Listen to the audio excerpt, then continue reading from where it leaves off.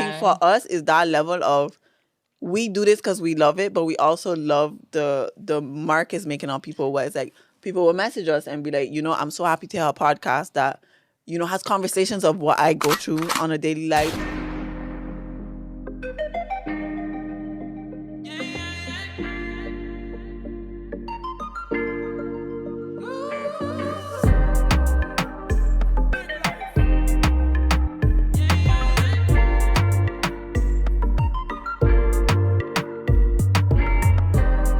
So what going on? So what? It's me, HadieLeonie. And it's your girl, JojoRenée. And you are tuned into Bite the Bullet podcast, episode 20. Wow. 20. Oh. 20. Wait, what are we doing today? We're doing Japanese today, guys. Oh, shit. We're doing some Japanese. Hold but on. also the fact that it's 20, though. Girl, 20. 20. Like when you go from a teenager to your 20s, it's like, wow, my teen years are We done. actually have left the teens. I'm so proud of But also, us. that mean it's been more than like 40 weeks. Yeah, and we still here. It's giving consistency. Tell us, Kristen. Tell us, Kristen. Let me see. We need to give Kristen a mic. We've been saying this. I don't know why she don't have a mic yet. Okay, 20. In Japanese. Need you. I need you. Oh, sorry. I heard it. Oh, it's connected to my headphones. Oh. Fuck. Hold on, guys. Technical error. Need you. Episode need you. Need you. We should Google what word episode is in the language too, though. I love that. Let's make. But need you. Need Hadie, you. I need you. I need you. That we ain't gonna forget Episode 20. 20. Kristen, we need you. Wait, episode 20. Episode. Whoa. Okay. Dai need you banashi. Oh, okay, never mind. Oh, Dai need you ba. Welcome to episode Dai need you ba. All the anime fans gonna be eating this up. Dai need you. Dai need you ba. Need you. I need you back. Oh my God. This is how I remember languages, guys. It helps. But yes, I'm not gonna remember this. we are in here. a couple of days.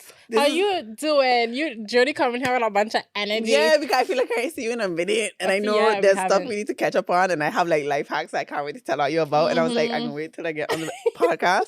And to be honest, this studio has become like a happy place that I could add to my. You always had places. this small hill? No, I have like if you look here, I also have 2 new freckles. I don't know what's happening to me, guys. But making you look like you have a dimple when you're talking. I've always wanted a dimple. Oh my gosh, you didn't say so? Wait. Hey, making her look like she have a dimple when she's why talking. don't we go do some beauty treatment shit? We can't see it. Oh, but it does! I like, but she have a dimple? Guys, I have a mini dimple. But yeah. Oh my gosh. But I don't know today, even though... It grow. Thank you. Yeah, it just I'm come from matching you nowhere. now. Oh. It just pull up. Honestly, it just pull Oh. up. I don't know what's happening That's to me cute. lately. Thank you. I hope it don't go away now because Yeah. like it's added. But anyways, Sorry. yeah, this dot, like I don't know. I just feel late. Like outside is gray, but Oh yeah, the weather I'm a ray of sunshine today. How are you doing? I'm How you alive. feeling? Yeah. Yeah, man. Tell them, girl. I'm alive. I feel like 3-4 weeks ago I had all this energy. But now the past few weeks just been, I don't know. It's been low. No, it's something out there. Because I had that. We switched. Because a couple of weeks ago, I was really low energy. Like, it was bad to the point where I was asking my friends, I was like, yo, are you going through this too? Because it can't just be me. Like, I wouldn't want to do anything. I would wake up crazy tired. But I also have my focus is not there. To be honest, I would just want to lay on the ground and just have a blanket That over would be me. perfect. Yeah. Yeah. But tell me about it, though. But I don't know. I just feel like it has been the energy at work too, because you just have children that could be very negative. Especially now. Yeah. Shout out to Anish. One of my students was like, I have to... Shout out to Anish! Shout out to Anish. He just watch every episode. I love that. Like the whole thing. So We you get your shout appreciate you, out. Anish. You get your shout out. But no, so other than him and others, like they just a bunch of negative energy. Yeah. So I think that affects me more. But what happened this week is, and that's why I keep saying I am alive. One of my colleagues was making salto soup by the kitchen. So my newsy ass was like, I gotta go get my salto soup. Yeah, and man. usually I just take the elevator. But that day I was like, let me just go with the stairs.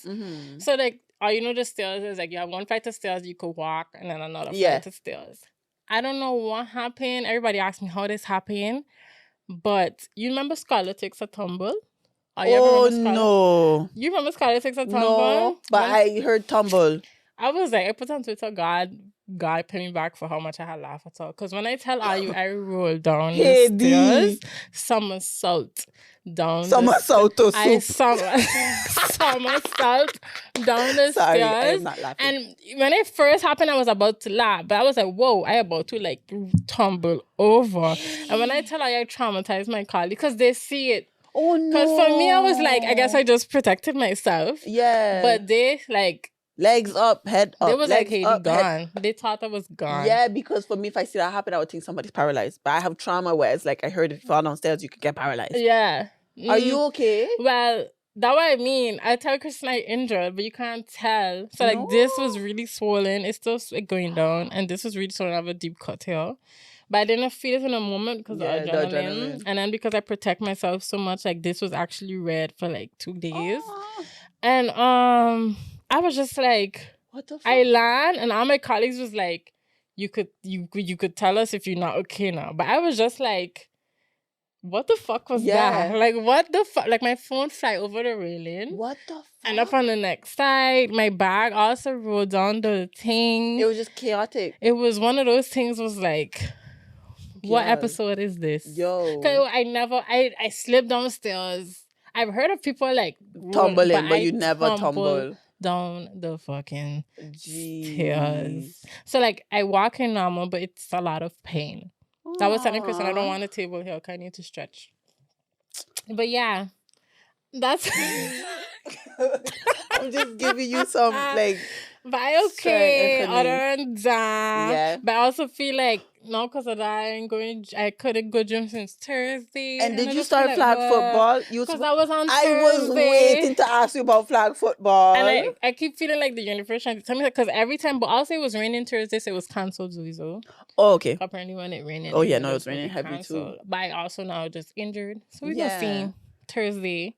But I was just like... The universe telling you take it easy, girl. I guess. I was doing a lot. Yeah, it's probably one of those. It's like you also had get sick and it was going out to the blue. So you probably just doing a lot. And the universe is like, girl, take care of yourself. Down. But nah. And that just had me feeling weird. Yeah. Like in what sense? Like you felt like it's like a pounding pain. You experienced. Oh. Like it's a pain I'm feeling in my head. Your leg. Here, and here. Guys. It's your battle scars. Yeah. But it was like how they see my head thing, they thought like break my neck. Girl. Like they was just really... I would be tripping. While you tumbling, I calling ain't way. they was just like I never see them so scared ever. But and you had to go home after that. Yeah, I literally just walked to the tram, went home. I wasn't feeling nothing because of adrenaline. And then I reached on my couch and I was like, oh. Now I feel it. Yeah. And then I wake up and it was just swollen. Like, you didn't think that's so wild that your body does that though? What, like how when people get shot, that you just don't feel. You don't feel it. Like I watch a movie and it was quite realistic. The guy gets shooting his foot, but it was running from somebody and they just robbed a bank or some shit. And he didn't realize that he gets shot until like they escape and everything and they like in the van. And he's like, oh shit. I got shot. But I wonder what's the biology of that. Because like your blood rushing to... Your brain protects you in a lot of cases. They say it's also when you go through trauma, your brain doesn't like recognize or doesn't... How you say that? Register stuff in your head to protect you because it doesn't feel like you could take it. Yeah. It's like, it's wild that you have a headache before you know you have a headache. But your brain now knows that you have a headache. So your body's sending you signals to your brain to let you know that you have a headache. Now it's giving you pain. True. But you had that headache before you had the headache. That makes sense? Yeah. It sounds a bit wild. I get it. We tell people to like and subscribe. Oh my gosh, guys. Don't forget to comment, like, and subscribe. But honestly, really, have we done that since we've been in the studio? Though? I don't know. But we be forget. I be forgetting. But also, guys, I don't know how much subscribers we're on. You say, Kristen? 235. And we really want to get to 500, guys. 500. So if you hear, please just hit the subscribe. It's just a hit. Like, y'all see the quality, y'all see the studio, y'all see the vibes. Like, hello, subscribe. Why If you're watching, are you here? subscribing will add more value to your life. Exactly. You will know when we Even put on the upload. post notifications. Literally, want, comment, y'all. Yeah. We are striving for authenticity. And if you ever fall like that, let me know that I'm not alone. Yeah. You fall like that. Let her know that was you in this with her. But then the whole week just keep going. I was just like so weird. Because the night before I do the dance with Mariska. And I was love like, it. imagine this had happened like right before. I was like, what are the odds? And I wouldn't be able to do that. Yeah. And then I run into one of my cousins I haven't seen in 6 years. And not just some via cousin, like my uncle's son. Cousin. Yeah. And I was just like, life is just a series of... Is Mercury in like Gatorade? No. I was just like... I love how you even picked that up. No. The retrograde. You know Gatorade. No. Yeah. Same shit. Same shit. Retrograde. I mean, we just passed 11/11, which was lit. Guys, side note, yeah. I saw stars in the sky.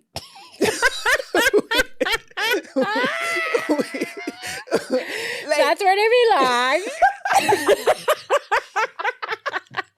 No, like genuinely, because of light pollution and stuff, you don't really see stars, especially in the Netherlands. But it's been a minute since I've seen stars. Yeah. And I remember when I used to live here, but we would just be on the porch looking at stars. I went outside and it was like 12:04 on 11/11. And I look up and there was so many stars. Mm-hmm. And it would just be, guys, I looked like a crackhead. I went to go grab my jacket and I just stood outside in my pantoffles and I'm just looking up at the sky. You feel like you just look up in the sky enough to notice if the star is there? I don't think so. Because I feel like at some point I realized I don't see stars, so I look up. You know, like when I moved to the Netherlands, I feel like it was so wild to me that there was no stars in the sky. I thought that the clouds was all over them, like it was covering them. Yeah. Because our weather's always like gray. But then I found out it's light pollution and everything. So I just thought, okay, I'm not going to see stars anymore. But I do look up when there's a full moon. Or I always looking for the moon. So I still look up. Stars. You don't, but there was at least 25 stars. Usually you see 3 and it's probably satellites. But this was stars. Now I had seen how data, but it wasn't like a lot. No? This was a lot. Okay. I felt like that was a blessing. For y'all. Just had to put that in there. But it was one of those weeks. Yeah. That's why. Also, I went to Irish Star. Kristen was there. But what a waste of my money. You didn't rush. But you know, let's talk about it. What happened? I thought it was good. I mean, it was a waste of my money. How much was the ticket? Let me know how much money it was a waste of. Okay, I guess because it was only 30-something euros. That's still a waste of your money, girl. It was 40. I think I paid 40. It was 40 and then 59 and then 79. People pay 7. If I 79? Pay for the people, sorry, I had to scream. For the people that pay 79, I am saying sorely, like sorrows, prayers. Because prayers. Yeah, that was like, I reached late, but at the end of the day, the DJ that I get to catch was officially her DJ. Tell me why this man was just playing a bunch of like, first of all, rap. Like we're here for Afro. Ida style? Yeah. When you have I'm a piano booming right now. And then he started playing making my way downtown, walking past. I have a witness. But then I was just even thinking on the lyrics of that song. I was just like, what should I say if I'd walk 1,000 miles if I could just see you tonight? It's like, why? Y'all girls, y'all can't be doing that. let's not put that energy out there. It's just like, why? Like literally in the club, I catch myself. I was like, but you wouldn't reach tonight. Like, you get what? You know what? Yeah. What? Yeah. But I made me just think on things of like lyrics are just wild when I think on them, and then I was just like, you don't realize it then songs come out, especially when we was younger. Yeah. They was really saying. Nah, it's like It Wasn't Me. From Shaggy. I ain't gonna lie, my sister get her ass cut. Why? But it was a misdirected cut because we was home, right? And we had this radio and it was Sunday, so music playing throughout the house. And my aunt was here on vacation with my cousins. And my father was outside and he was doing something and my sister put on It Wasn't Me because she had really liked that song. My father said, I'm gonna Google the lyrics now because what? Shawty something and she called me red-handed sleeping with a girl next door. Okay. Like Picture this, we was both butt naked, banging on the bathroom floor. Yes, a 10-year-old listening to that shit. My father was like, not happening. And then he tell her, don't play that song. Boom. 5 minutes later, my aunt put on the song. I never seen my sister ass get cut the way she didn't know. My aunt didn't hear him tell her that. But he thought she put back on the... And my sister, Elisha, you know who you are. You that type of person. If somebody tell you don't put it on, you gonna put it on. So he was like, nah, she messing with me. That's one thing I remember about lyrics. But I feel like it's so funny how Caribbean people are so selective with what you listen to. Because it's like, I don't think I was allowed to listen to a lot of, like, bad words in songs. But then, like, too many are biting in sex. Yeah, thank you. Vitamin S, all of that stuff. Like, there's so many songs where it's like, okay, I can't listen to bad words, but I can listen to him talk about a woman needing sex. And just because you don't think I understand it is okay. But I understand it, guys. I had understand what biting and sex had mean. But even Can't Satisfy Her from Iwin, talking about a prostitute who eventually dies. Yes. I was listening to that. I was like, I ain't gonna lie, that's one of my favorite songs. You know how it start again? She needs more wood for the fire. She needs more. Yeah, oh my God. One man can satisfy. But even what he's singing before that, I was listening to it, I did herself. I was like, you know, it hit me there. I was like, but she not okay. But she needs more wood for the fire. But it was when he spoke about when she started it. Yeah. Started at the age of 11. Yes. Guys, I know the lyrics for that song straight. Like that. Yeah, it's a big tune, but it's messed up. But I know what I mean. But like, I even think on like our first Walkman. It's a Walkman or CD player? Yeah. CD player, Walkman. My father had let us listen to Confessions from Usher too. And I was just like... Oh, it's locked in the closet from R. Kelly. I don't know. I was listening to that too. Yeah. I had fallen in love with the remix, the parody version of that with what the fuck was the name of that guy when he was ordering a burger? I know which one you're talking about. Oh, I forget. I can Google it, guys, just now. But no Confessions. I was into what this man was saying, but basically trying to say he got one pregnant. Yes. But like, Daddy, you buy that CD. But it's just like, but then I wasn't allowed to play bad words in songs.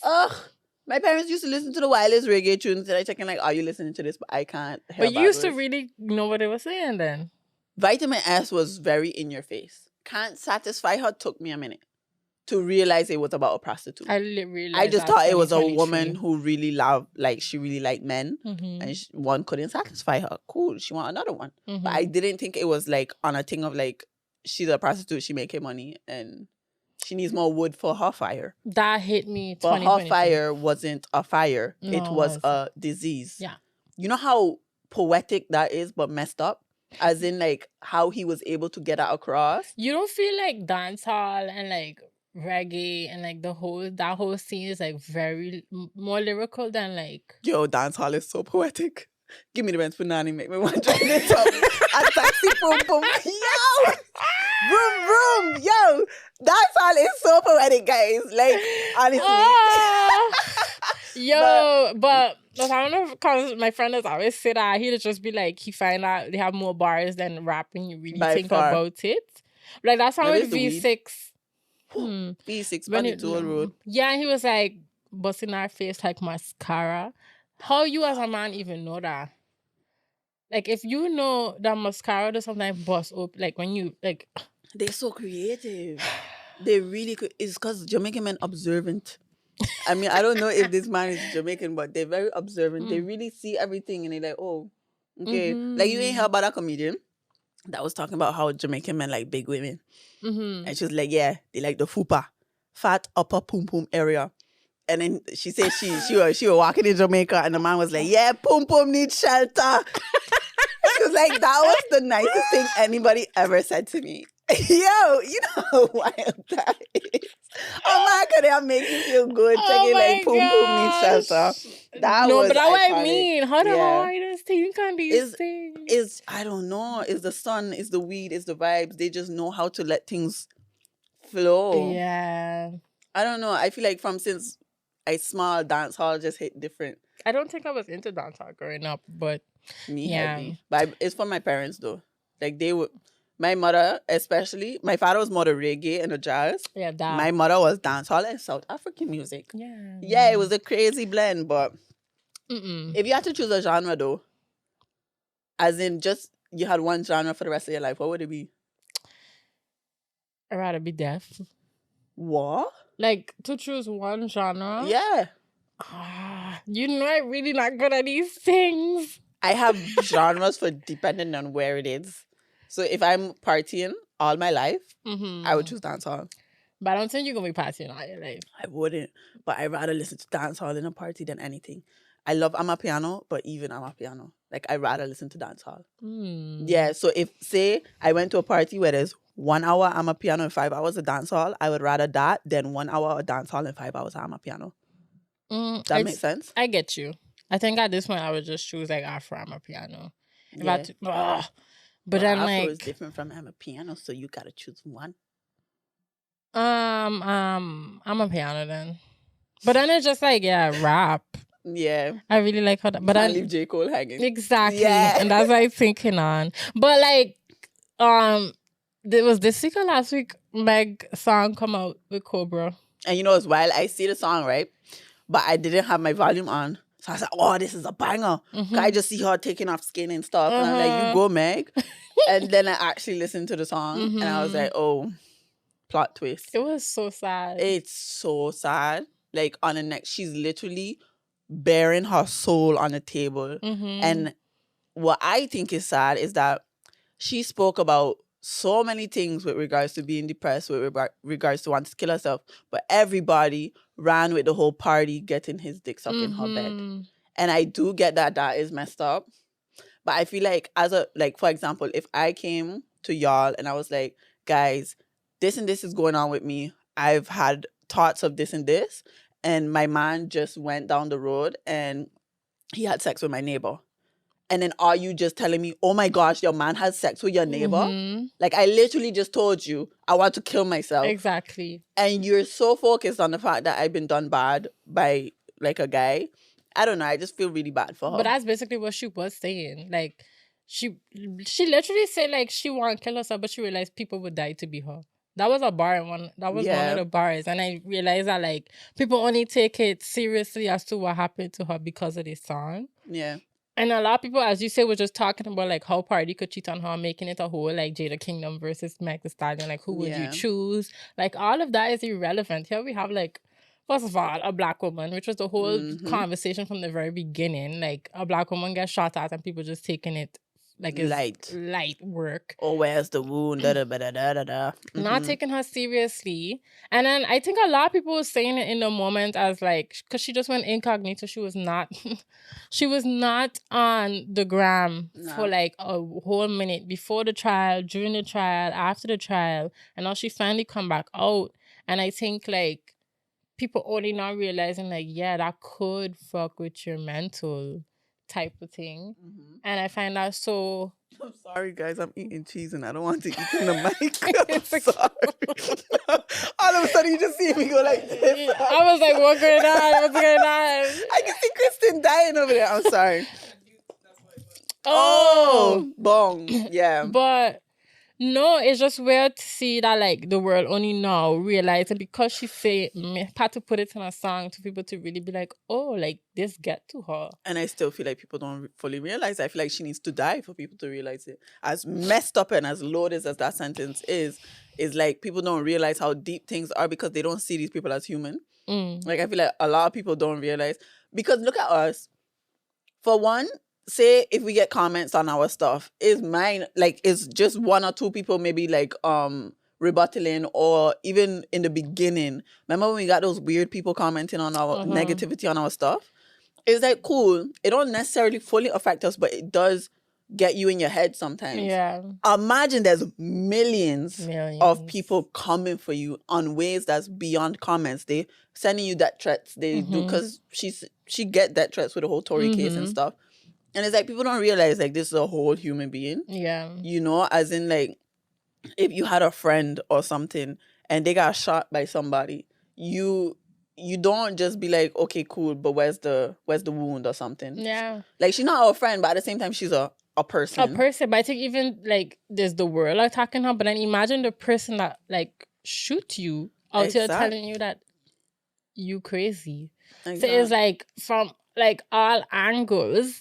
And I could just imagine how that could just have you in, like, the darkest place ever. That people just forget that she lose her mother. She don't have a father. She had her grandmother, but she lost her grandmother. So it's like... And on top of that, a guy you cared about let you down. And now a guy you loved let you down in your own bed. Wild. Somebody had tweet, like, imagine not having a mother or brother or even siblings to call and, like, be around. And I thought about that so deeply because you know how I feel about my brother.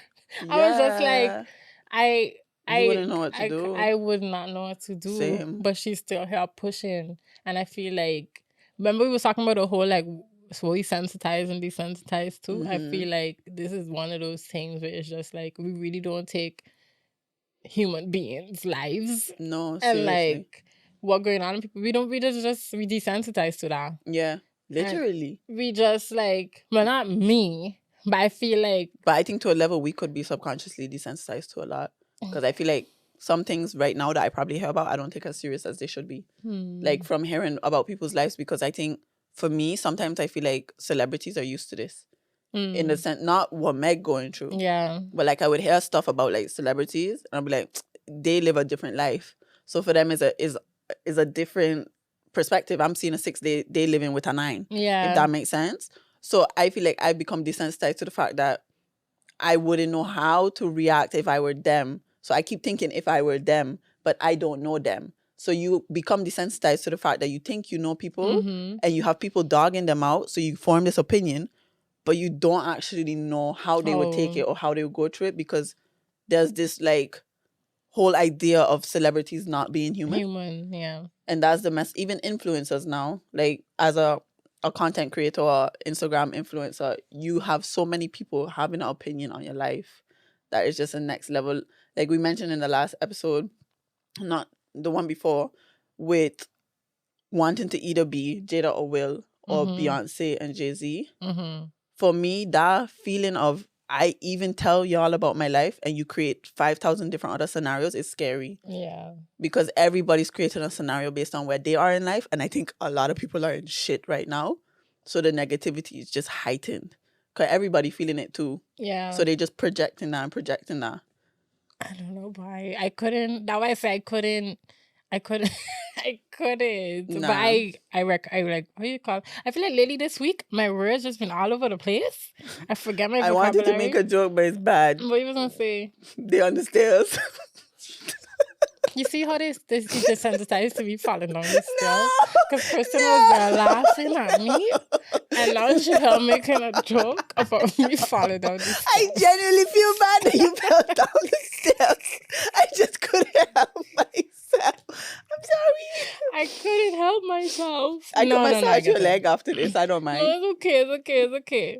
But, like, I even was thinking about that, though, because, like, I tell a lot of people, and like, one of my students was laughing at me, and then like I tell her I almost die, and then she was like, she come and give me a hug. She was like, no, sorry. But that's to show you that we just, as human beings, just desensitized. No, but in the moment, I would never.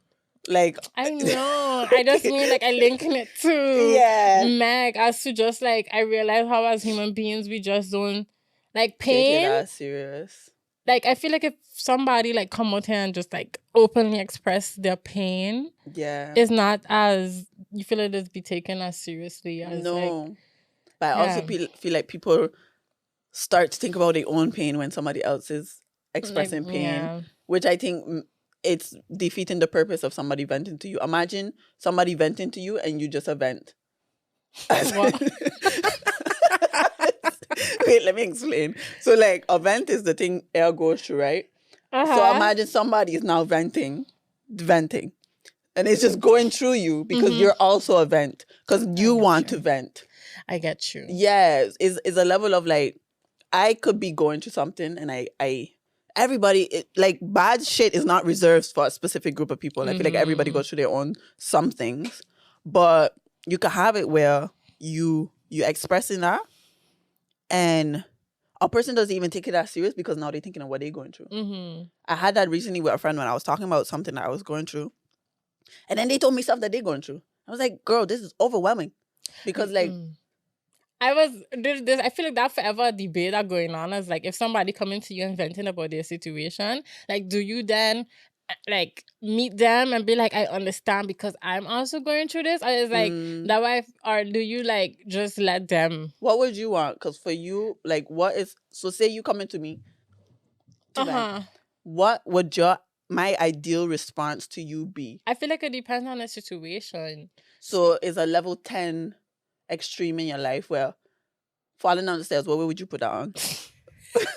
Sorry, we need an anchor. Falling down the stairs was probably like a 5. Bong. So say it's a level 8, where it's like you had a really bad experience with like either a friend, a guy, or like a family member or something, and you come to vent to me. What would you want me to... But I feel like this goes deeper than the question of realizing, like, for myself, like, I don't feel like I need advice. I don't feel like I need, like, I just, you get what I mean? Like, I just talking, and so if you meet me with this also happened to me, I'm going to listen, and I'm not going to necessarily feel like I didn't get my point across or I didn't express myself, because it's just like, okay, I expressed myself and now we're moving on. Because I feel like how I handle shit is really internally and not I know them ones. Externally type of thing. So I feel like it don't matter what happened, but I would always just be like, okay, well then what happened to you then? No. And I really like, well, that's just how I be as a person. If I really have to think about it. But you don't have to be. Like, I know. As in, I would like to just, like, say, I would just like to be your, let's say, soundboard. Whereas, like, I sometimes don't have to tell you anything. Yeah. It's just that feeling of, while I venting, sometimes I'm able to actually organize my thoughts because now I'm letting it out. So it's that level of, like, if you come to me to vent, and this is, I'm learning too, guys, because I like to talk. But if you come into me to vent, for me, it's like, for one, I will listen. But really listen, just sit there and really look at you and listen to what you're saying. But also validate you where I can. Where it's like, girl, like, you really going through it, and I hear that. And like, I'm here for you and stuff like that. Maybe not saying I'm here for you. But yeah, to that level where you know you have somebody. Before, I used to think, should I ask you, do you want advice or do you want me to listen? But I feel like that's a good question to ask. I know, but sometimes I feel like we don't know what we want. Like, sometimes I don't know what I want when I'm venting to people. Whereas, like, if I talking to you about something, especially because we used to that thing of dealing with our stuff alone. We never had that playing field of practice to be like, okay, what do I want? Yeah. But I feel like until we like unlearn that, we're going to always be like, it don't matter. If you get what I mean. True. Or you feel like in a moment it does really matter. What? Like, your response? Because they had moments where it's like you fencing and somebody just I think that matters. So you just say it just happened and you was like, you overwhelmed. Yeah. I think to me that matters because I don't feel heard. I don't feel like, especially if the situation is different from mine, it makes it even more thing. What are we talking about? it's not honestly, it's not a level of not feeling heard. I just don't feel like, I feel overwhelmed. I'm like, here dealing with something. I'm venting out all the dust that's in my vent and you just spitting it back into my vent. You know what I mean? Yeah. Like I don't have the time and energy right now to also like. No, because some people don't have the mental capacity to take on even more. And that doesn't mean that you can't vent to me. But not right now. You didn't initiate a vent. Yeah. So I feel like there's a level of, you could always come to me with your problems. But right now, I need you to be there for me. Yeah. And people going to be like, oh, but isn't that selfish? It's not selfish. No, because at the end of the day, if you wanted to vent, you can come to me and vent. And I think I learning to reach a point where it's like, sometimes I could put my problems aside to listen and just shut up. You know, like just be there. I feel like I really the opposite. Like I feel like I always put my problems aside. Yeah. To like, because I feel like I'm very good at listening and be like, and actually asking questions to like really figure out what's going on with the person. But if I have to be the other way around, it's like this thing of like, I don't like to be somebody there unpacking me, if you get what I mean. Girl, I gonna get a long chair and a pillow. I gonna let you lie down. So. And I'm just like, okay, so talk to me. Oh, like, you know, like the therapist. Yeah, therapy but session. Do you feel like that comes from a place of like you putting your burdens on other people? I know what it is. I just think like it's gonna sound really fucked up. I feel like people don't care about my burdens. I If hear that that. makes sense. I hear And I that. know they care, but I just be Yeah. like, What sense does it make to tell you about this? Because you just going like, yeah, and they're gonna go about their life. yeah. I mean, I know my friends care. I know how you care, but I just be like, yeah. At the end of the day, because I said it before, I have to go through it. No, I hear that. And yeah, I think it's a sense of like you feel like you don't want to put on people, but also it's just like, do they care? Like, I don't know. Yeah, no, I hear that. I hear that. Yeah. Because sometimes I think we all have it to a level where it's like you say something to somebody and maybe it's not met with the reaction that you wanted it to be met with, and then you keep carrying this narrative of like, why say something? Like, what sense That's does it make? definitely me. And then that is just like, when my friends say I really the friend like that is 2 years past, like, remember the time that and then I finally unpack it like before. 2 years later. Yep. You give the date, the time, everything. I'm aware of it now. So that's kind of where I'm at with that. We really went on a tangent. But no, just ending to this, how I would approach that. So I love my little letters and my questions.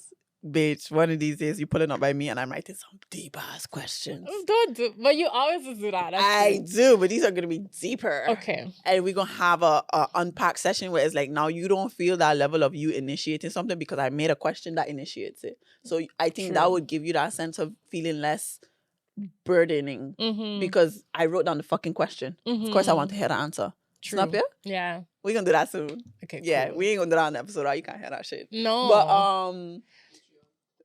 hey, but there might be some exclusive stuff for you guys. No, but going back to like the whole Meg thing, now I feel like you could have people, because I don't think I would think that she had people around her that you could talk to and stuff like that. But it's like some of the certain things that you go through and on a like that is just different. Very like even with you and your brother, I feel like your brother knows you inside out.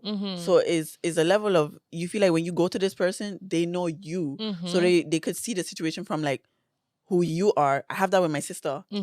I feel like I could really, and my mother, I feel like I could like talk to them about certain situations and they could give me a proper perspective. Yeah. Even if they G-checking me. Yeah. Because they know me. Yeah, but there's a level, and they will never unlove, y'all better not ever unlove me, but it's that level of like, they won't judge you to the point where it's like, I ain't fucking with that. I feel like, especially nowadays, if you have friends, you would be a bit reluctant to tell them certain things because you don't know how unconditional the love is.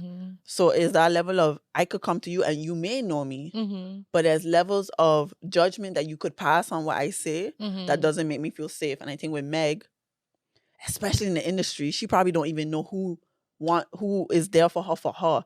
But also like, the deeper meaning of like her peeling, like the whole skin peeling off thing. Yeah, and then also camera flashes right there. Like they had a scene where she like her face peeling off and then have just a bunch of paparazzi just there flashing it like it's just here for a bunch of show. And it's just like, you know how deep that is? That like, and that's why I feel like I could never be in a spotlight like that, because like she really going through this new, like very traumatic, her shedding and becoming this new person type thing, and we just taking it as entertainment at this point. And not even like trying to think further than that and realize that like she might actually not be okay.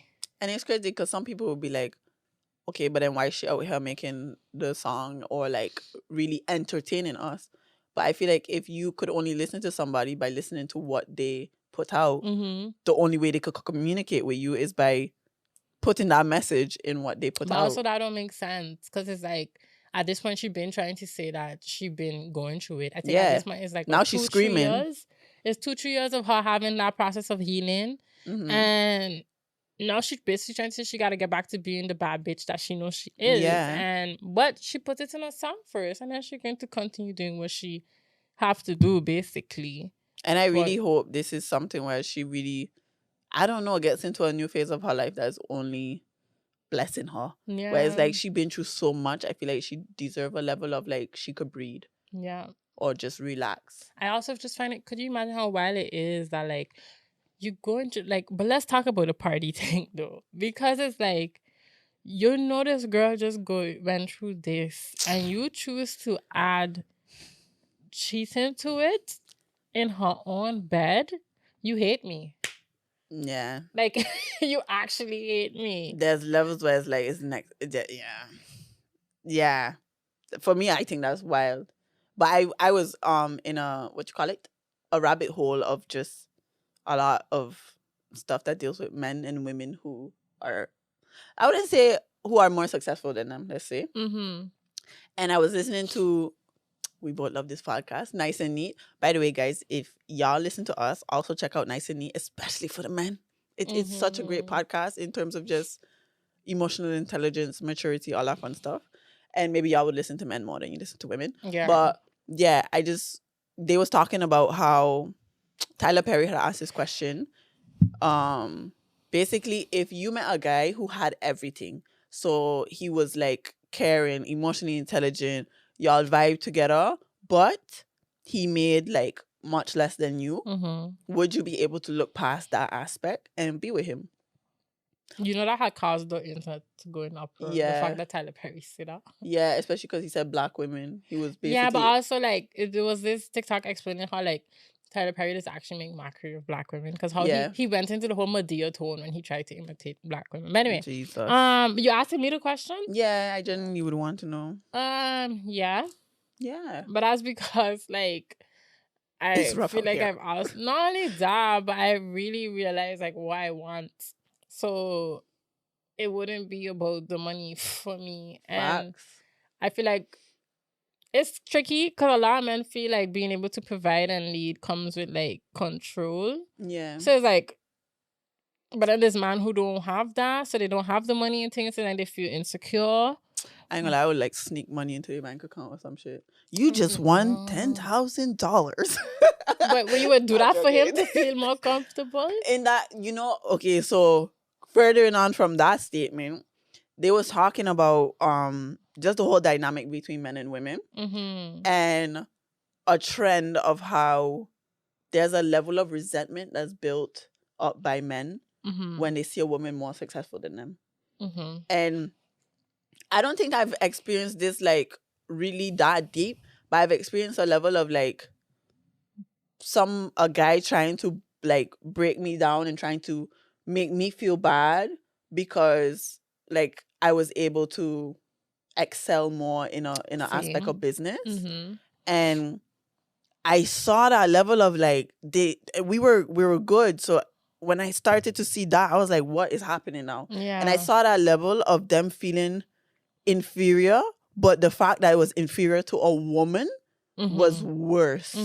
And I feel like I would genuinely, I'm telling you straight up, I would love to be with a man who have everything. I don't care if he have money. Yeah. I genuinely, if you have ambition and drive and you're not just sitting on your ass, that's enough for me. If you only making, say, let me not say the figures, but if you're making like 2-3 times less than me, it's fine. That's why I always say it's most about how you are with money, not necessarily how much money you have. Because to be very honest, I could be making more money than you, but you actually way more better in saving and making the best financial choices. Yeah, because I be out here. Because I have a problem with shopping. Okay. But like, so at the end of the day, like, you could, and that's why it always goes back to like, what does he bring to the table? He might not be having the money. It's true, but there's that level.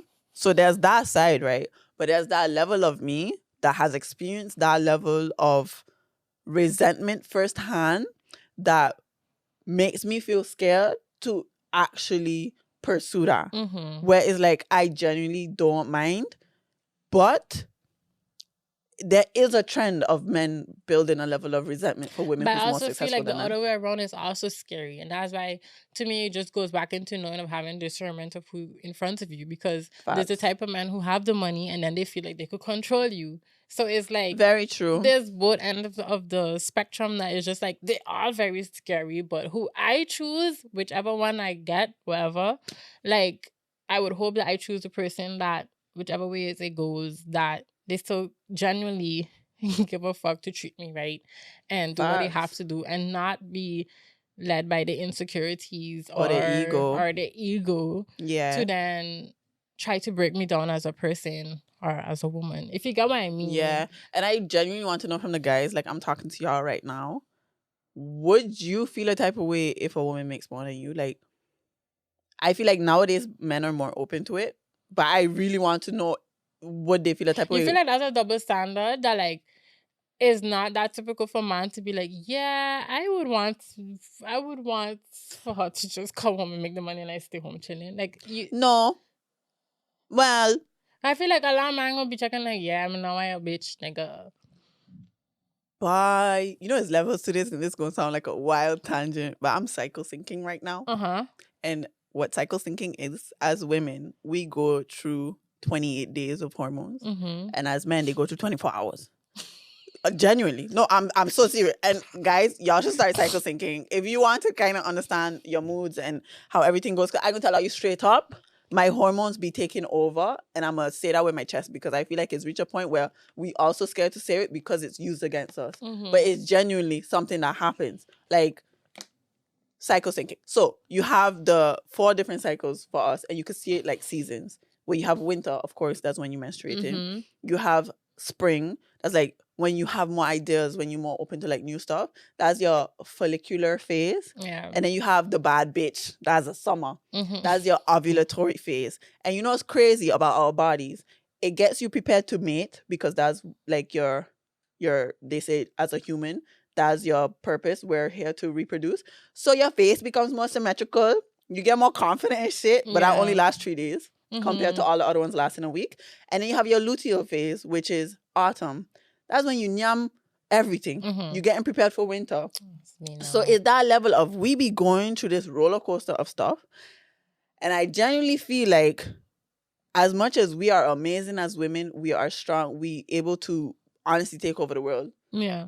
There's that level of with these certain phases, the fact that a man could go through this whole 24-hour phase and his testosterone is boosted and he's able to do all of this and that, I genuinely feel, and I probably gonna get heat for this, that whole conditioning of a man being the breadwinner and stuff, even though it's kind of based on patriarchy, I also have that level of, as a woman, we mentioned this, I generally don't mind being somebody who's just taken care of. Like, I would rather that. And I feel like you wouldn't hear much men say where it's like, oh, I'd rather be taken care of. Yeah. And I think as a woman, it's just in me. Like, when my hormones tripping out, take fucking care of me, please.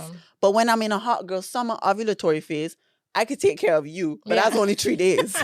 You know, like. But also, have you ever seen a man sick? What a fucking baby. But I love it though. Let me go get you some tea. Like they have the moments, you know, and I don't mind taking care of you. But they're rarer than ours. Yeah. If that makes sense. That is true. Like, I could be crying because my freaking milk spilled, and then tomorrow I get my period, and I'm like, oh, that's why. Yeah. Genuinely. And you don't it's a hormone thing. Yeah, and you don't like realize it. So for me, I get where it comes from. However, at this point where I feel like we reach a point of this whole independent thing, but we also realizing our capabilities, even how to navigate our cycles during these times and still able to take care of ourselves, is a whole like push and pull between, okay, do I still let a man do this for me? Or am I just going to rely on myself because men ain't showing up like that? True. I get you. But I still think it's a stigma. Yeah. Like, they, of course, they're not accustomed to be like, yeah, I would want to be taken care of, but it's also not socially accepted, like, to say that. It's true. So it's like, there's probably men out there that want that, but they're not going to directly say it like that. They might go through mischievous ways of getting it.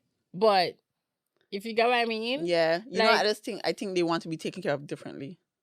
It depends what we're talking. Like, I really talking about the type of man out there that, like, they really don't mind what we're talking about. Like, the woman coming home, making the money, the bread, and, like, they also just don't mind being home, taking care, cleaning, cooking, like, made a clay chilling, figure. like, yeah, like, oh, you buying me clothes today? Oh, like, you know, I genuinely feel there's men out there, but they wouldn't, because it's not. They will not be seen as a man, quote unquote, if that is the life they choose to live. And so... It's the conditioning, basically. And then back to the whole pride and ego thing. You know, I was thinking about the other day, though, like, I feel like a lot of... Because, I don't want to say the name. Somebody sent us a video of, like, this the double standards, like... Yeah. Wait, you had to watch it? Yeah. Wait, and, what? The double standards with, like, women and men. They were specifically talking about, like, how, for example, you could be... a man dating a very young girl, and then society to just be like, you're a predator. But when like older women do it, you're not a predator. Or for example, this whole gold digging thing. Yeah. Like is it somebody sent something? But maybe because I opened it, you didn't see the No. notification. And I was just thinking that like there's double standards on both ends. I think people don't understand that. Like for women, like we can't go here for Carrie, Peter, Paul, and thing, and then people see us as a regular person. Yeah. But I started to realize like I feel like the problem with like our generation of men is like kind of like the whole thing with like white people where we just be like, yeah, y'all have a lot of privilege because of this and this and this and this. And it's like, yeah, but my grandparents and my ancestors is the ones that enslaved you. I didn't have nothing to do with that. So it's like, why are you putting me through this? And I feel like a lot of men in our generation checking like is other guys and stuff. Like, who why did are we still having to suffer from the patriarchy when it wasn't our fault? And I just realizing they do not understanding the connection and the fact that you have privilege and the fact that you choosing sometimes to do stuff using your privilege and you're not realizing it. Yeah. And I try to bring back to this whole thing of like having your woman make more money than you and like da-da-da-da. I think like a lot of men need to really educate themselves as to like what the hell was the actual patriarchy before like you start joining in on these conversations, because then they just feel like we just out here attacking them all the time or not hearing them, and we don't just like coming for them. Yeah, but it's just like I don't feel like you get it to a level, if you get what I mean. No. But I feel like I lost my train of thought. That's why I was trying to bring that up with the whole like, would a man let you? Oh, trying to go back to the whole like, would a man even let me? At this point, take care of him, and not lead into the whole insecurity thing, and it not bother them to a level because they don't understand where that stemmed from. If you get what I mean. Yeah, but would you want to take care of a man? That's my question. Yeah, but I feel like there's levels of taking care of. That. I ain't saying, like, I don't think. Let me go buy you your drawers and shit. No. I ain't trying to be your mother, and I think there's even that. There's a lot of men looking for mothers in their partners. Yeah. But there's like, I don't know, like providing, being the one that providing, and that's the fuck up thing as women. We could come through and provide, but we still expected to let them lead. Because I feel like there's this stigma of like, whoever making the money in the house kind of have to lead. But it's like, how does that dynamic play when you don't want bringing the money into the house? And it would be very uncommon to be like, okay, let me also let her lead, if you get what I mean. And I don't think much man would allow that to happen. True. Because it'd be like, yeah, you have the money, but I still... feel like I still wear the pants in this relationship. Exactly. Yeah. And so I don't want to say, because we were saying like men should be more open with saying how they want, what they want, and if they would want that, but really ask yourself like what things you would have to unlearn to allow it. And True. I think us too though. Well, I don't want to take care of anybody. Like, but would you? Because you asking me, would you? You said you wouldn't mind. I wouldn't mind. I genuinely wouldn't mind. But for me, wait, guys, I really need to think about this because I need to realize sometimes I really actually formulate my thoughts right on this couch. Yeah, same. And they might not be I think you just hear my whole brain run. Yeah, because they might not be the concrete thoughts. So sometimes I be like scared to say certain things. Like when we talking, it's normal because we could fix it.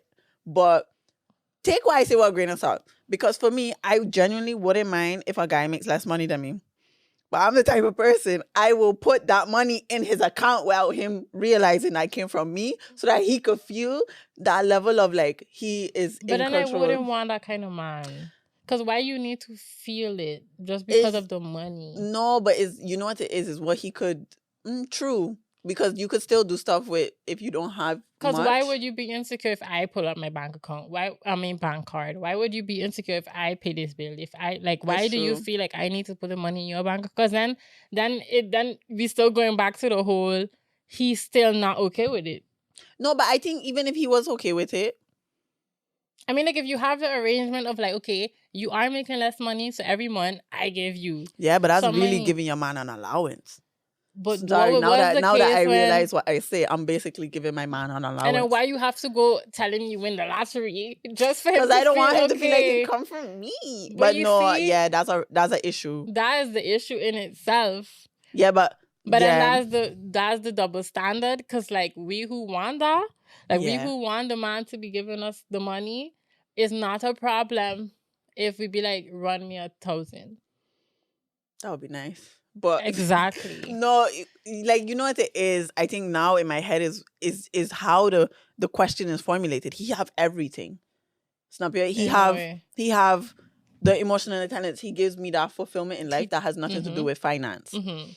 So for me, it's that level of like, if he has that, but he's insecure about not being able to provide for me, I will be able to compromise and be like, okay, I could provide for us. Mhm. That is no problem. However, the reason I say I will put that money in his bank account is because I know myself. I love it when people are able to take initiative and just do what they want. And I know that when you have money, it's easier to do what you want. And I feel like for him, it will give him that security of like, babe, we go in here and here. He don't have to ask me, okay, can you like put up the money for this? He already have it. Mhm. And it is messed up, but that's something I'm willing to like genuinely But I feel compromise like on if he have everything. If that's the else. dynamic, you're going to do it. I just mean question why you doing it. If it's It's to really true. coddle his ego, then I feel like then at the end of the day it's still a problem. But it's because he genuinely don't have enough money. Then you're Yeah. going to have to give him money eventually. For me, I think it's just for him to feel more secure in leading. Whereas like he feel like he could lead without coming to me to ask to lead. If that makes sense. Like this is really me formulating my thought as we go. I get you. I just really, to me, it's just me trying to figure out like, okay, but if I'm making the money, yeah.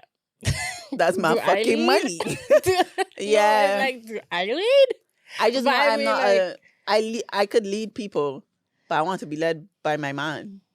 But I mean, I don't want it to be just being led because of the money. I feel like being led could be because of other things. Like 100. as I said before, like maybe he have 1,000 this month in his bank account and I have 5,000. But I'm not going to necessarily mean he could lead me now better just because he allowed to do this. I feel like he will be able to lead me better in like, we trying to buy a house. So like, how we gonna go about that? Or like, our child need this and this month. So how we like, his emotional intelligence, his intelligence period is how he's going to be able to lead. And I feel like it will have nothing to do with the actual financial part of area. it because we understand and we know Hadie making the money. So like Yeah, but I don't have to keep coddling you in that for us to feel secure.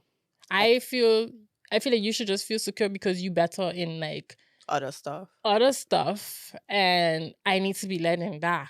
If you get what I mean. Yeah, I completely get where you're coming from. I think for me, I just thinking from a place of what you see constantly, where it's just like that whole men leading thing. A lot of it comes from a financial aspect.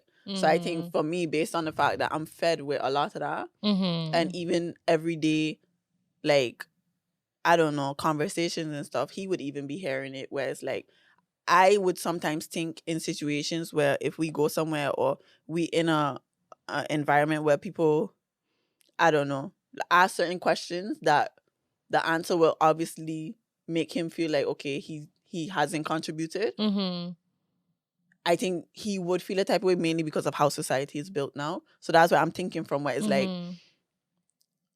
in my head, that is a utopia, to have a man who is completely fine and does not feel emasculated with you being the breadwinner.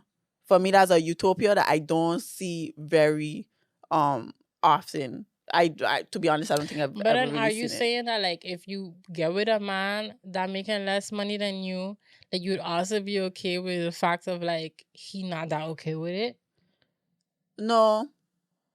Because But I I feel would like try if to find a compromise. And I don't know, like, I feel like you have to find that middle ground of like, okay, how are we going to do this? Am I going to wait for you to boom and make a bunch of money and we thug it out till then? Or like, how we going? What's the dynamic going to be? Because honestly, I feel like if this is a guy who is in a spot, like say for example, he's in a spot where he definitely now he's at a cap. he's not going past that cap, and he's only making this amount of money, we need to find a middle ground. But if it's in a place where he's showing that drive and ambition, and he know he's gonna go further, and I just could be patient, I genuinely don't mind. It's just that fear, and that fear comes from basically the trend or the patterns of what goes on, of him eventually resenting me because it's taking a bit long for him to get his fix. That's something that would scare me, where it's like, I would see me putting money. I know that sounds really wild, but like giving him money as a way to deter that. But at the same time, I feel like it might even exaggerate I'm trying to say it. that I'm not going to help the actual Yeah, problem. because the problem is there already. And so to go back to the beginning, is like, it would need to be your discernment of like knowing this person is a person that you could do that with. True. Like, if I do that, it's going to have to be that like, I know this person in and out, that 10 years from now, it's not going to be that they start to resent me. But also, did I choose a person that have ambition that I know 10 years from now, it's not going to be that much of a like unbalanced scale of me making way more. And even if it's still a little unbalanced, that like, I trust this person for it to never reach there, if you get what I mean. Yeah, like you say with the discernment thing, you just know that this dynamic wouldn't be a possibility. Yeah, but I think in my head, I just have that fear of like, I could have good discernment, but he could develop a resentment that he involuntarily got. That's what I think. That's where my yeah, for sure. Like, I think for sure it's like that's buoy, the but solution.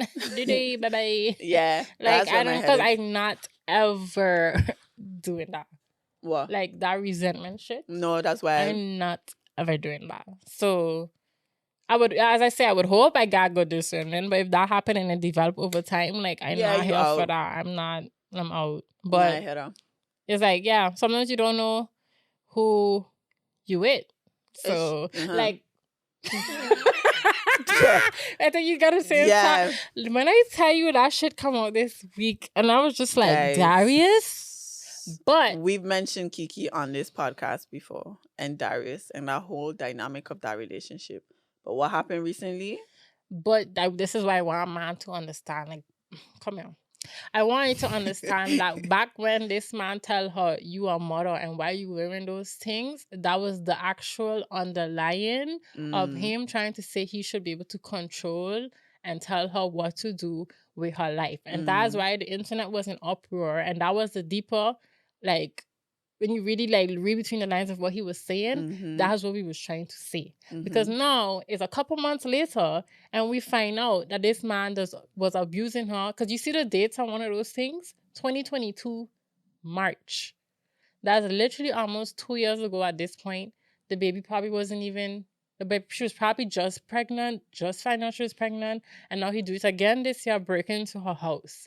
And this is why when we tell man, or just even the women that was agreeing with the shit, that like you got to really be like really be aware of like what man's saying and what they really mean by that. Because if you have a problem with me going out with my friends and telling me why wearing and this and that, and I can't do this and this and that, like you have a deeper issue that we need to address.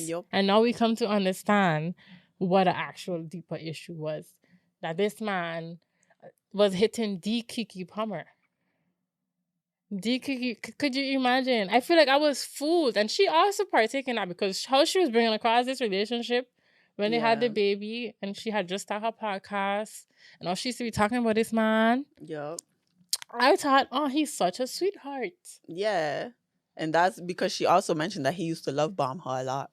Because they was reading like her file for what she filed for the restraining order.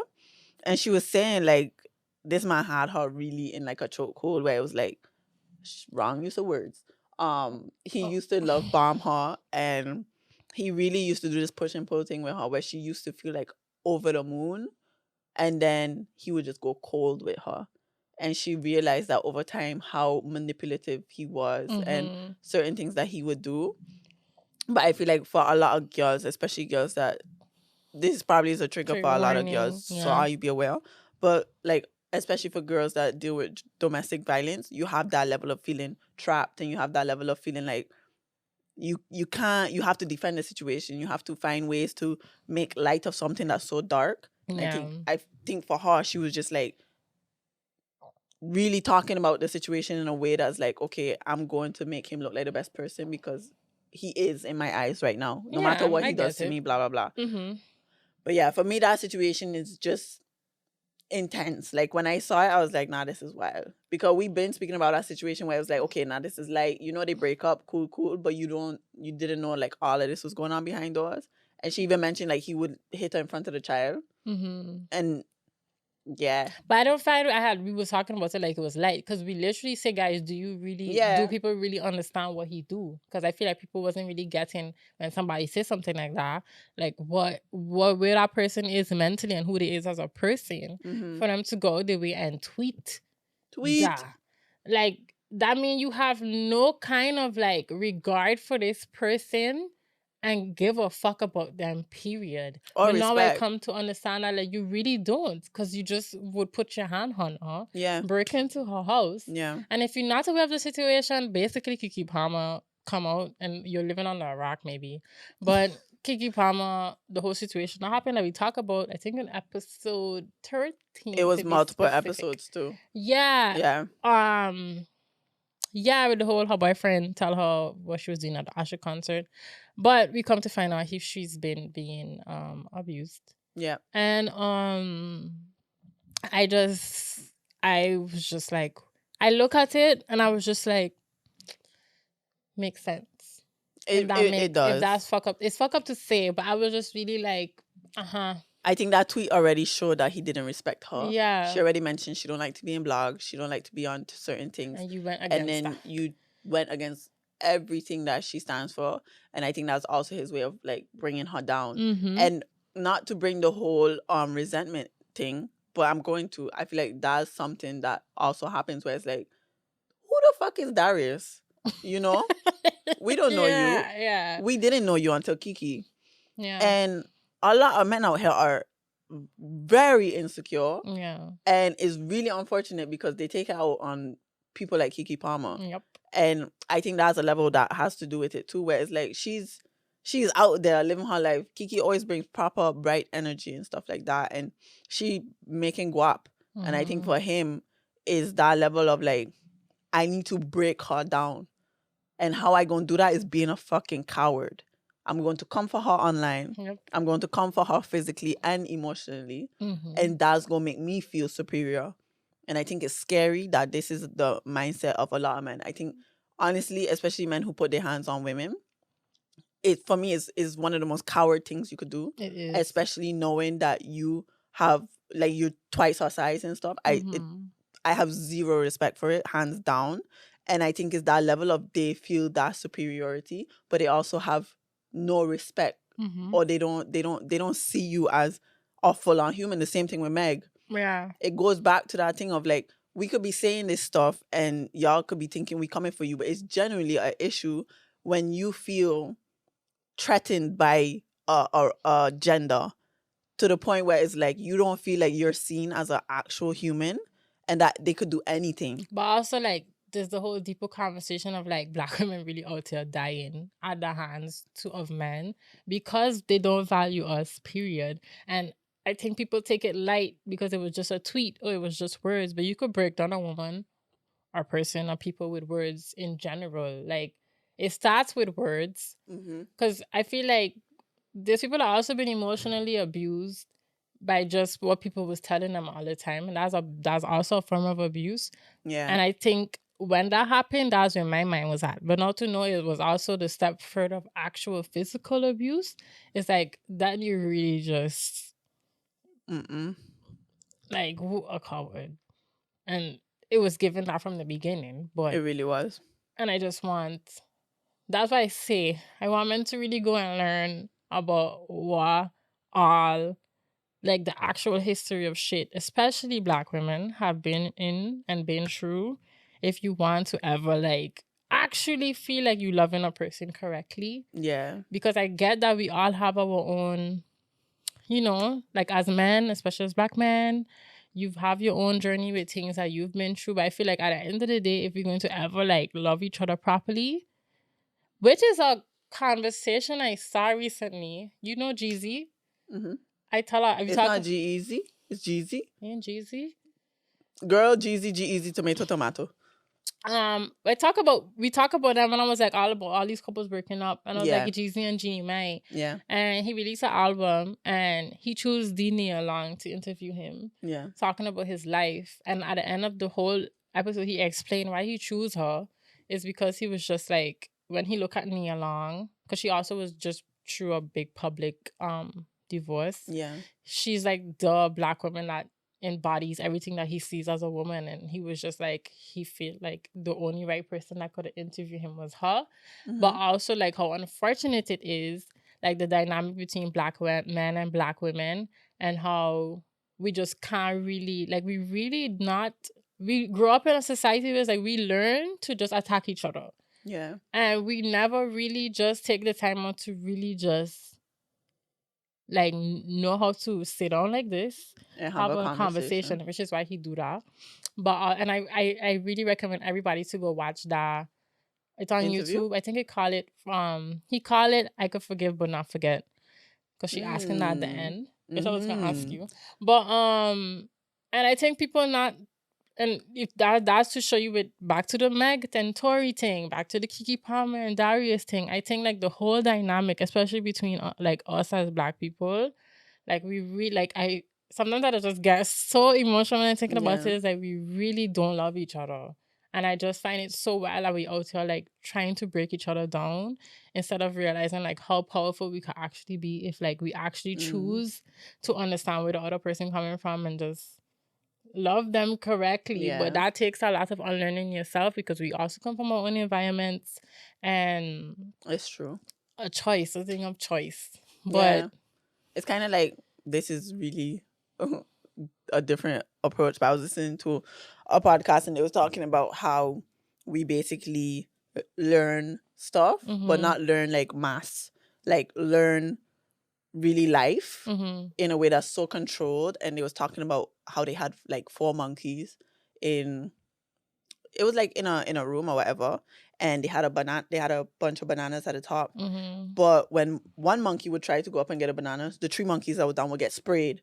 So they would, when the monkey tried again, he would get beat up. Yeah, because he checking like, if you go up and get those bananas, we can get sprayed. So then they brought in a new monkey, and then the new monkey would go up, and then he got beat up. Yeah.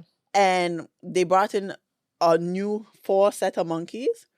And at that point, they didn't even try to go up because they was like, we know we're going to get beat up. Yeah. So it's that level of like, it's really off. Conditioning. No, but it's conditioning. Yeah, it's that level of like, there's certain things that we don't realize we learn through consequences or through responses from, if it's from society, if it's from the people around you, that have shaped us to who we are now. And who you are is basically a compilation of beliefs. And I feel like, cool, we have specific beliefs and whatnot, but there's certain beliefs that we need to revisit, that as much as you could believe it, as much as you feel like, nah, this is what it is, you need to question it. Where it's like, certain times I think I should be reading books on things I don't agree with, because I don't agree with it because of my beliefs. Yeah. But does that mean it's wrong? Yeah. And I think the whole situation with like the men and women dynamic is that level of like, when they approach conversations, they have their beliefs, but they're not able. And same thing with us, because I have it sometimes. If a guy is talking to me and he's saying something, sometimes I'm not able to step outside of what I've grown up with, that I involuntarily believe, to understand where he's coming from. And I think that's a lot of cases with men too, where it's just like, the conversation is less productive, as we mentioned before many times, because both sides just have not a stubborn approach, but we do. And I know we sit on this podcast and say stuff like, yeah, we traumatized and fuck man, y'all hate us. Like, but I know like that's been my experience. But I know moving forward, like the only way I could really like apply my healing is to like unpack that when I come across or meet people, and like really apply it and really practice what I preach of like meeting people with grace, and but also sticking not by your being boundaries. stubborn, but like really listening to what people have to say. But if I don't agree, I don't agree. But you know, we'll revisit that. It's a thing of like on both ends, just really trying to like and I hear think each other out. We also use, because I know it's been said on this podcast before, like men hate women. And I also think that you can have that level of women are complicated on the men's side. Like they say that a lot. And there is levels to it. But I also feel like on the woman's side, we sometimes use that to shy away from like our part to play in like holding men accountable. And men use the whole women are complicated to shy away from that actual responsibility of trying to actually understand us because they see that level. Look at my father, for example. Love you, Pops. But he's not that great with technology. And he's always cussing his phone. If he puts on Do Not Disturb, but he don't know that he did that, he like, this stupid phone. Like, I need to get a new phone, da-da-da-da-da. But it's that level of like, you didn't take the time. I'm not coming for you. But you didn't take the time to understand the phone. You didn't take the time to realize, yo, if I press this button, this is going to happen. Or maybe there's a new feature and let me learn about it. Let me go read the description of iOS 17. You know, for all you Android users, if you don't know, that your business. But yeah. And with us, is that level of like really taking the time to figure out. Oh, they hate us because they did this to us. But I'm sorry, I could get heat for this. A lot of the times you have something done to you and you think back on that time where you could have stopped, where you could have been like, this was something that already crossed a boundary. And if he could do this, he could definitely do what he just did. And it's that level of sometimes men could really play us, but there's a lot of times where, especially as women, they say we have more intuition. And I know my intuition be telling me a lot, especially with guys I used to deal with. Every single guy I dealt with who did me bad, there was a point where my intuition was speaking to me and I didn't listen. And I didn't listen because I didn't feel that whole thing of like, oh, now I'm going to be alone. Or now I'm going to have somebody who I'm not able to share life with. Or, you know, it's also that feeling of like they rejecting you in a way by doing this. Or, you know, and it sucks. But look at Rihanna. She was single for forever. That's because she didn't take shit. Yeah. And now, I don't know if she in a rocky situation, but it look phenomenal. Yeah. You know? And it's that level of like, I have that same thing. I've been single for time. And I know my boundaries, but I'm learning my boundaries.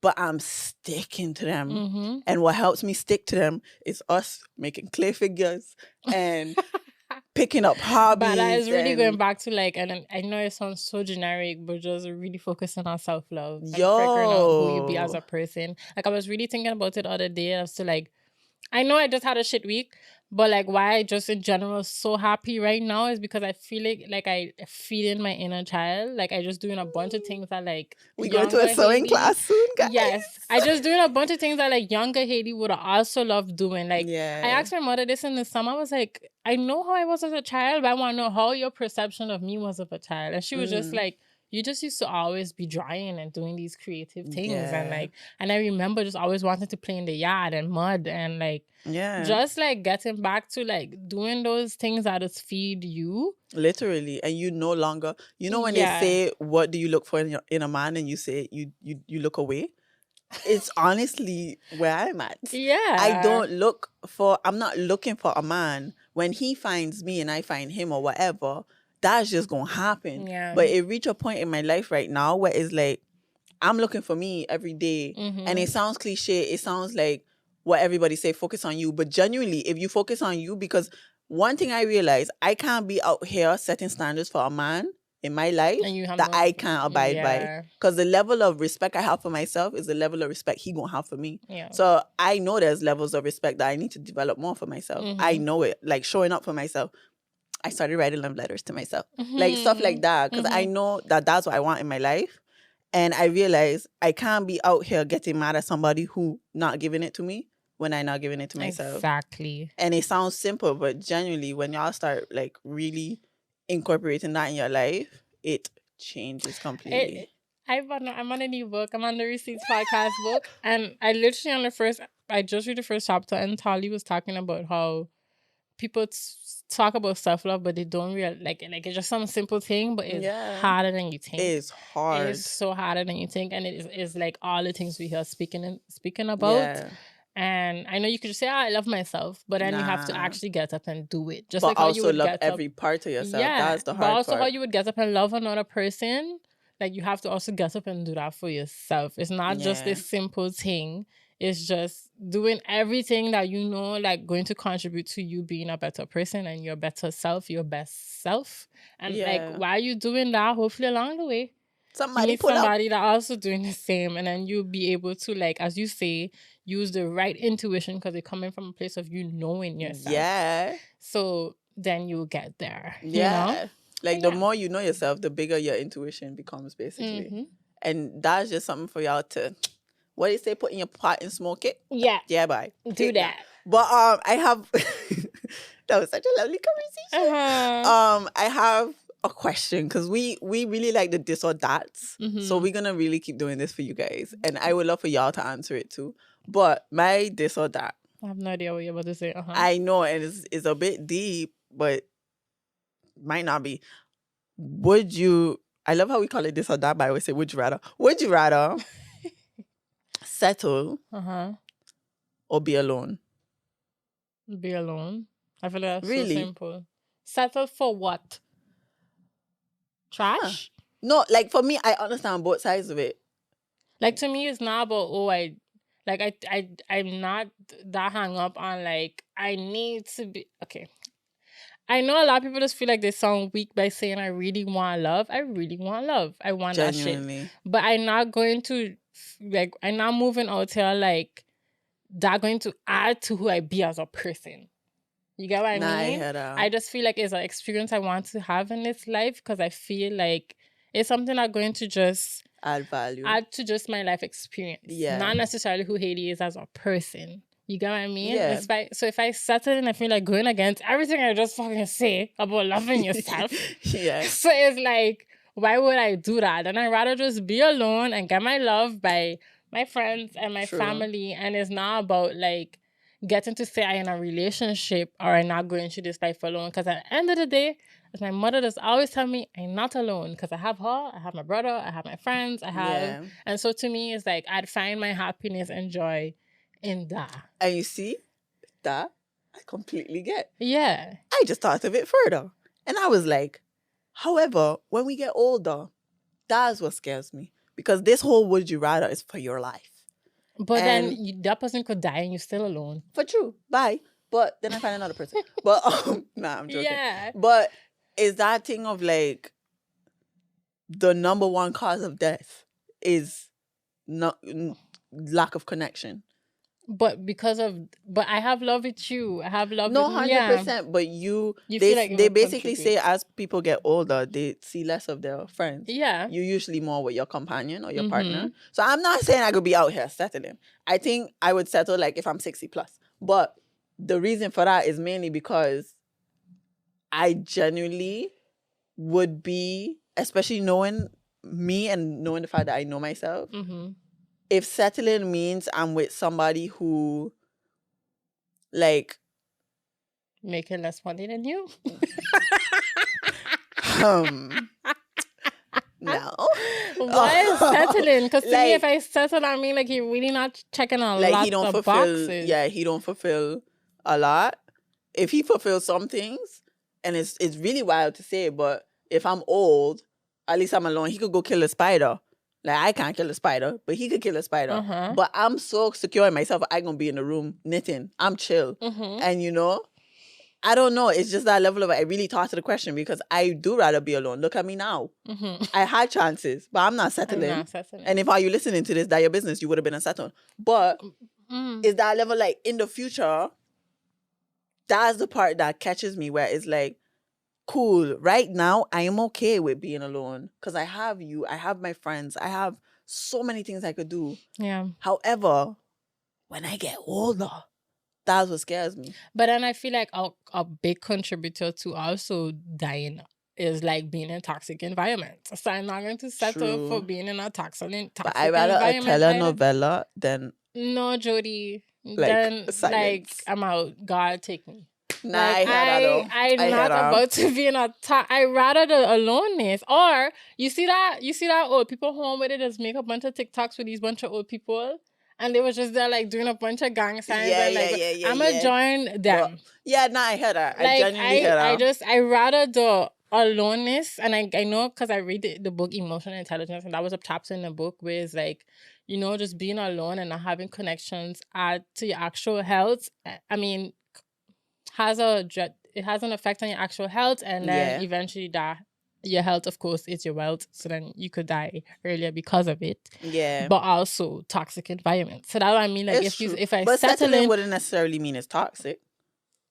Settling that would way I just ask be you, like settle in as in trash, or just like there's 10 boxes and he checks 7, or he checks 5. Yeah, no. Trash is trash. Settling could be trash, but this is like before you take out the trash. It's like the garbage, but the bag is not in it with the trash yet. like that.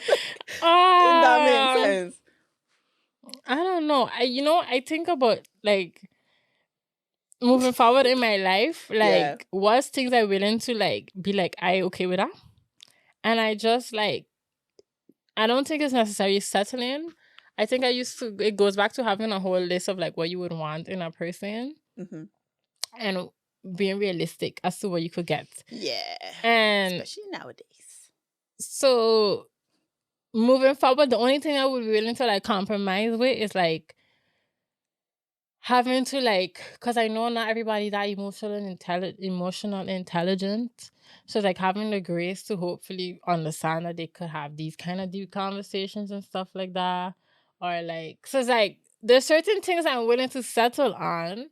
Yeah. But there's certain things I'm not. So it's like it depends. I don't know. You see, you just ask me this or that. Yes, you want the orange pill. I just give you the red and the blue. No, because settling is very vague. Though. Settling is very vague. Because people out there settling for a lot of different things that I wouldn't settle for. Like a non-toxic settling is toxic. But then give me an example. So like, you want a guy who is able to have proper conversations with you or has charisma, but he doesn't. He's just like a brick wall. I think that's settling. Because for me, it's like, what are we going to talk about today? But at least there's somebody there. For me, I think of it as in when I get old. I don't think I'd be able to do that. Because then I still alone then, too. It's true. You're technically alone. Like, who am I talking to then? Yeah, but it's a... That way I didn't really think of the parameters around it. I just was like... Yeah, that's hard. It is hard. But that way I say, the emotional intelligence things, I willing to be okay with having to, like, teach stuff again. For sure. And then being open to it and helping them throughout this journey of life. That's something I'm willing to settle for, if that makes sense. No, yeah, and I hear that completely. But you have to have charisma and make me laugh. Facts, like, otherwise I'm going to die early. Yeah. So I guess... Yeah, because I think we could have a bunch of things we have right now in our life that we have as non-negotiables. But as we move through life, we might be like, I took off the height thing, guys. I no longer care for the 6'5", maybe 6. No, okay, you can't. Yeah, everybody's shocked. I am growing up. I'm growing up, guys. I have to take off my hat. Nah, like, okay, genuinely, you need to be taller than me. And he's like, what? I know, this is a big milestone. Watch the man them who like 5 something will be checking like, I have a chance. But, no. But genuinely, it's something I had to revisit. Yeah, because in my head, I was like, look, you have to be taller than me. You can't be shorter than me. See, so that's one of those things where I'd settle for and rather not be alone. Oh, 100%. That's what I mean. Like, there's short men are fun. I would gladly settle for a shorter. When we lie down, we're the same height anyway. As they say, there's makeup for the height somewhere else. Shit. But yeah, like that genuinely, I would settle for sure. Yeah. Yeah. So you get what I mean? Yeah. Like, then the conversation is like, what are we settling for to not being alone? Yeah, it's like, different. I would also settle for them not being able to dance. I would settle as long as they let me dance with other people. Which is messed up because I wouldn't want my man dance. No, yeah, let me dance. If you can't dance, don't let me suffer. I'm not going to be collateral damage. I shit you not. Like, I would settle for that. Yeah, I would settle for that. But yeah, we're growing. Yeah. I'm trying to think of what else I was successful for, but that's What about was the it. question you had to ask based on the GEZ interview? Because you said you was gonna ask. Oh, would you be able to, can you forgive and forget? Because she asked him at the end of the episode, he was like, I want people to forgive, but never forget. I feel And like that was I a could deep forgive. question. I was like, ask people like, do you think you could forgive and never forget? I think I would forgive, not forget, but let it go. Then As in, that's forgetting. no, That's forgiving. yeah, Letting it go is forgiving. yeah. In my head, I would be like, I could forgive. It won't be forgotten because I don't think it's like if something bad happens to me, I'm not gonna forget it. Mm-hmm. But I could let it go. So you I can don't forgive. know. I feel like if forgiving is being able to be like, all right, no, I let this but go, but in the I'm sense never of I forget. forgive you, but if something comes up where it's similar to what happened, the fact that I let it go, I wouldn't tie it to that. Because you forgive the person. Oh, okay. I Sorry, feel guys, like I don't really forgiving know. is being able to let the situation go. If you don't forgive the person, I mean, you still have it there hanging over their head, if you get what I mean. I feel like that's when you don't forget. Oh, no, yeah, that's when you don't forgive. Forget is like... True. Forget is just like, I can just never forget that you do me that by not hanging it over your head the whole time. Yeah, but aren't you subconsciously hanging it? Because you never forget that they do you that. Kristen is in the back like, guys, I don't fucking know. I just hold a grudge. Yeah. Christian checking like, But if you we see- beef, we beef it forever. But that's what I mean, that like, I feel like then you didn't forgive. For me, it depends on what you do, genuinely. Like, yeah, it's true. If you hold a grudge, you ain't forgive. Yeah. But and that's it depends like, on what you do, because if you do something wild, I gonna forgive to be at peace with myself, because they say if you don't forgive people, it's like eating poison and expecting them to feel it. But I'm gonna never forget. But I ain't gonna forget. But it depends on what you do, and it depends on the dynamic. If, say, me and a friend have a situation where she do me bad, and now I'm like, okay, I'm in this spot, am I going to forgive and forget? I could probably forgive, but I might not forget. But that's why I come to realize I don't think we just ever forget as people. You But think at the people just same really time, if forget? I in a relationship with my man, and it's really like, say with our friend, I had little tiffs, and it was a thing of like, this is another case of me thinking as I speak. Wait, my train of thought has left the building. It's outside on the station. Yeah, by NS nonsense. So, say basically, I have a fallout with like a friend, and we not as close. Like, we just all right. But she do me bad, like something trifling. Yeah, I understand. Girl. There's that level of, I am going to forgive for my peace, but I probably won't forget, because nah. But say I with my man, we have a crazy healthy relationship, but he slip up. I feel like for the relationship, I gonna have to forgive and forget. If I do not forget, I will have that level of, maybe I forgive and let it go. But if he says something, Slip up like what? Because I know you're never gonna forgive cheating. no, hands down, I would never forgive cheating. Yeah. But say, well, I don't know. As in, no, that's wild coming This out is of a my new mouth. Jody, guys. Nah, guys, I'm trying to grow, okay? I really am. Jody. The leaf, I'm trying to turn it over. But no, for me, I can't stand, you know, Justin Bieber? Never say never. Like, I don't know. Because I feel like in my past relationships, yeah, I get cheated on. I'm not forgiving y'all. Fuck you. But in the future, I was listening to like our previous podcast, like with Dano and everything, where they speak about like, sometimes you don't realize in the future, like certain things happen and you could discuss it and move forward together.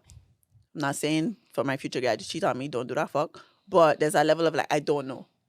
But let's say he, Was a actually other than cheating, was a slip up then? bye. Not like forget my birthday. That's a slip up. I feel like for you, that's a slip up. That's a slip up. That's my day, motherfucker. I know. Bye. Like, he was like rude to me. Or like he disrespected me. Yeah, say like he cussed me out or something. There's that level of like, okay, cool, we have a rough patch, we're going through something right now, things is a bit heated, and he said something he didn't mean. and now we come back together to talk about it, and I reach to that point where I forgive, I feel like, especially if it's a relationship that's really healthy, I would need to work on reaching that point of also forgetting. Yeah, but I feel like that can always happen in arguments. True. Like, you can always catch attitude with the person sometimes. I don't know, have a good example, but that's something where I mean, feel it's like like the if big it's something issue is heavy, like cheating and stuff is when you gonna really have to apply forgiving and forgetting. yeah. And that's why I tell people a lot of times, or I've said last episode, like, it really wasn't something I was on. I wasn't a hill I was willing to die on, because I feel like that is What do you mean by something. that? It's not a hill I'm willing to die on. Like, Sorry, I suck at phrases sometimes. I'm an analogy person, but I got that can't from even catch a phrase. Audrey self, because she said cheating is not a hill she willing to die on. Like, it's not something she gonna go kill herself over. Oh, it's not that deep. It's deep, but I'm not gonna die. You know what I mean? Yeah. So, yeah, it's an issue if you went and cheat, but I've just been through shit that I feel is way worse than cheating. So it's just like, I know I'm not gonna die, but I'm not welcoming it into my life. I heard her. So it's just like, yeah, I know I'm capable of forgiving and not forgetting. I don't know if that makes I like that conclusion. Nah, I heard her. But You know what it is, I Yeah. think, for me, and this is going to be wild, but I feel like the experience I have until I die is the experience I can create for myself, where it's like, you do me bad, but cool. I would die knowing that we had a great life because I decided to just get over shit and move on, even though it's much easier said than done. That's how I approach situations where it's like, look, this shit got really fucked up, but let's make the best out of the rest of whatever this is but I feel going like to what's be. the problem with not forgetting? Like, I feel like people have this negative sense of like, oh, but forgetting means that, oh, you're still in this negative space. Nah. But like, I mean, like, there's a space we could live in where I didn't forget it. But we isn't still, it a negative space because you're remembering something that was negative? but not all the time. I feel like maybe something happened, it might trigger the memory, if you get what I mean. Oh, But yeah. I'm not every day waking up like, No, of course this not. motherfucker. Yeah. You get what I mean? Finishing the blueprint to fuck up your life. Nah. So that's what I mean. I feel like in every situation, I just forgive, but never forget. But it's the choice of, to me, forgiving is the biggest part. Because I'm not 100.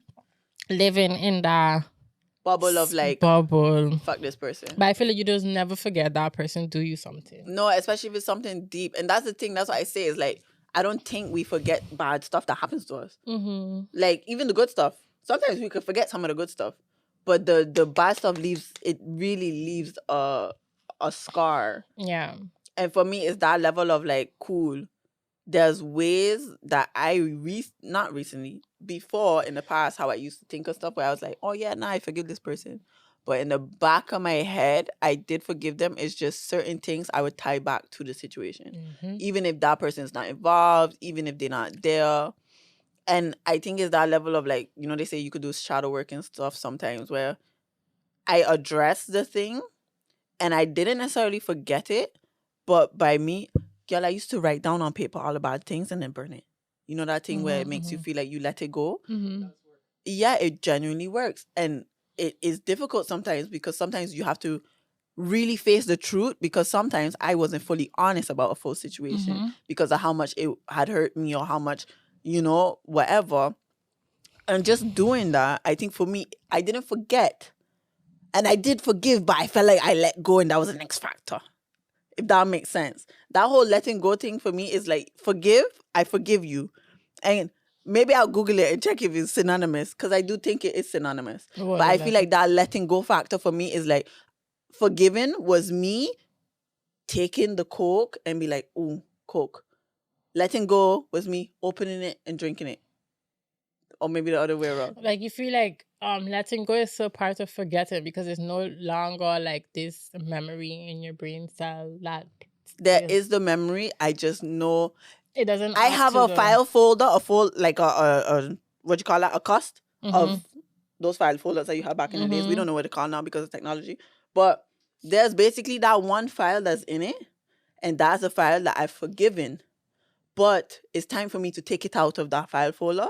It will still be in the office, but it's no longer in that drawer of all those other files. Mm-hmm. And it's that level of like, me forgiving is that first step, but letting go is that second step of this no longer affects me in a way that it has so much influence on my perspective or the way I think.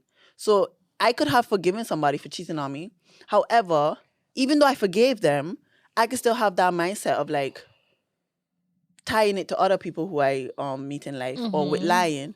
However, if I let it go, it no longer controls that perspective I would have to another situation. Mm-hmm. So that's why I feel like maybe forgive and let go for me is like step 1 and step 2. And then step 3 is actually forgetting. It's not going to happen. Yeah. Because I just want it's still in the office. Exactly. I see the file folder. I get what you mean. I no longer see the file folder. Mm-hmm. Yeah. I get what you mean. I guess in my head, like, if I let go, it's because I choose to forgive. Nah, I hear you though. Because I feel like if I didn't let go yet, I forgive you yet. Facts. Like, it's still in the file folder, the folder of the file folder. Yeah. That mean I ain't let it go. I ain't forgive you yet. And I feel like I get what you mean. Once I let go of it, I've actually, I've come to terms with it. I've forgiven you, but I'ma never forget. Don't forget that, guys. I feel like this was really like a beautiful episode. Wow. We really went deep in certain areas and the crescents of our brains and hearts and emotions. Yeah, and I hope if you still hear your real one. Big facts. All of y'all that be watching to the very end, till we say catch you bi-weekly on Tuesdays. Y'all are seriously real ones. And we appreciate you guys. But before we go, I wanted to mention that like next episode is episode 21. 21, can you do something for me? Hey. And so if you remember back in a couple episodes, what was the statistic? So basically what I mentioned was people who reach episode 8 are already in the high percentile of podcasts that are like successful. Yeah. However, people who reach episode 21 reach that very minimal percentile of, I think it was around 1 to 3% of podcasts that are successful. So the fact that BTB is now at 1 episode away from being in that top percentile of successful podcasts, for us is monumental. Exactly. And we genuinely, I think we will take this time to do that in the next episode, but genuinely everybody who has been on this journey from the beninging, from when I was saying beninging, it's been like so fulfilling in a sense that we started out on the phone. We decided to put ourselves behind an iPhone camera in Hadie's living room. And now we in a motherfucking studio with our bomb-ass producer, Kristen Sorton. I said your government name. I'm sorry. But it's genuinely amazing. Yeah. And I think for us, is that level of we do this because we love it, but we also love the mark it's making on people where it's like people will message us and be like, I'm so happy to have a podcast that has conversations of what I go through on a daily life or stuff like that. And I think that's really the purpose. And of course, the man that we want to be able to talk to y'all and have productive conversations. And I'm going to comment on you because we've looked at the statistics. It's actually more men. We have more men listening to us. So and it's crazy. That is wonderful. I feel like that's always been one of our goals. I feel like a lot of the messages and the feedback we get, people are listening, is when I really think about it, mostly men that does message and talk to me about and us, I guess, the podcast. So I feel like we're reaching a milestone that we want to bring in a lot of the times people just be like, yo, if I was in a conversation, if I could have just jumped in and see this and this and this and that.